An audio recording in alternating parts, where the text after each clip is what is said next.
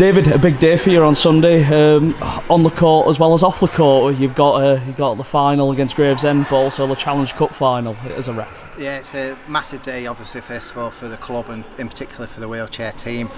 First final in the second year of asking, and it's a real surprise. I think we've worked really hard and we've earned the right to be here, but obviously it's taken a bit of hard graft, and that first year we didn't win a single game. We got all the way through to the end of the year and managed to draw a game against Wigan that seemed to go on for 150 minutes till the scores were level, and it's a good reward for everybody. It's the same people that have plugged away week in, week out, and we've stuck to our guns. We've played as many people as we can at all times. Greg is probably the most patient coach in the world, and it's a huge honour for the club, and I'm very lucky to be playing on Sunday, but then have a dual role as I am going to be refereeing the Challenge Cup afterwards. So hopefully somewhere here in the AIS is a Superman style telephone box that I can jump in and switch into the black of the referee's kit.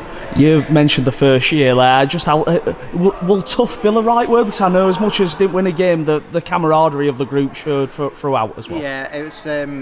It was tough at times. It was quite demoralising as well. And I've spoken before about, I was a little bit worried that we might not be doing the right thing and we might be tarnishing the great Eagles brand, but we stuck with it, and here we are. But the camaraderie has been brilliant. I think at the end of season last year, the wheelchair team, despite being the smallest team, probably drunk the most of all of the other four teams, and we had a fantastic ride up to Dundee to play our league game up there. Stayed for 2 nights up in Scotland and had a mini tour. We were over at North Wales for the Peacock Cup in that first year as well, and the team came together. And I think when you've got a group of people that are gelled like we are and will do anything for each other, and that transposes onto the pitch then. So that last ditch tackle or that last little burst of energy that you need sometimes to take you through that full 80 minutes, that's rife within this team.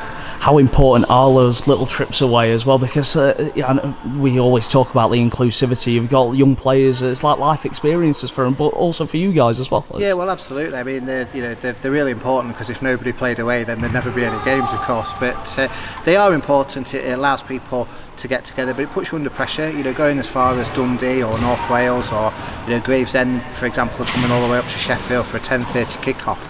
Sometimes people can't do that. Life gets in the way as well, so it puts you under pressure. You're not always got all of your players available, and that's where other people have to step up, and that's what we've done really well. We've got a group of 18-19 players this weekend that are going to play across 2 games, and there's obviously a spectrum of talent within the team, but the great thing is that everybody's capable of turning out in a competitive game.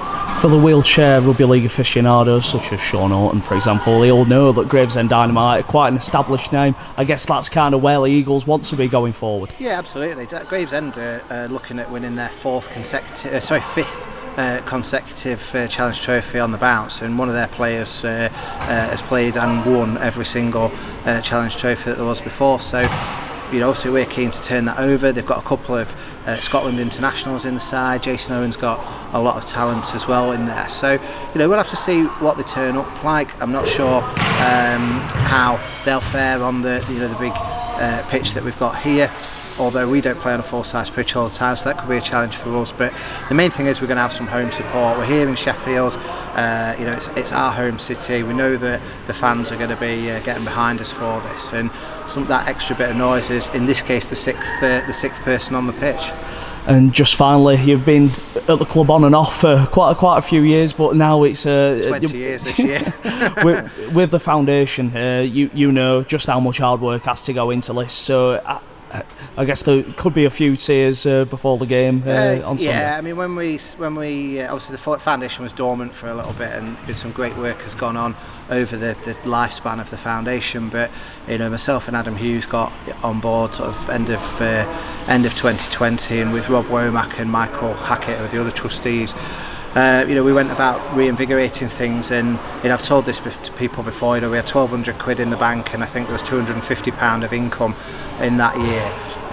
We're just about to close the accounts for 2023. There'll be over £160,000 worth of income, and that's not just somebody writing a cheque. That's blood, sweat and tears by people like Andrea Dobson, Kate Williams, Steve Riley, that are out in the schools. We've got Jack Pemberton, who's pushing forward with us on all the disability fronts, and similarly, people like Sean Orton, Greg in the wheelchair team, Liam Brown and Hannah Wales and Dan Burt, who volunteer their time for the women, the great Mark from the LDRL team, and David and all of his their colleagues there as well, just are putting us on the map. And there's so much more to come. We've got some real opportunities over the next few years in terms of mental health interventions. We've got the PDRL, which is in its infancy as well now, and at some point we're going to need some more people to get on board. So money does make the world go round. It brings us some resource. So a nice little plug: on the 24th of September, we're up to 21 people now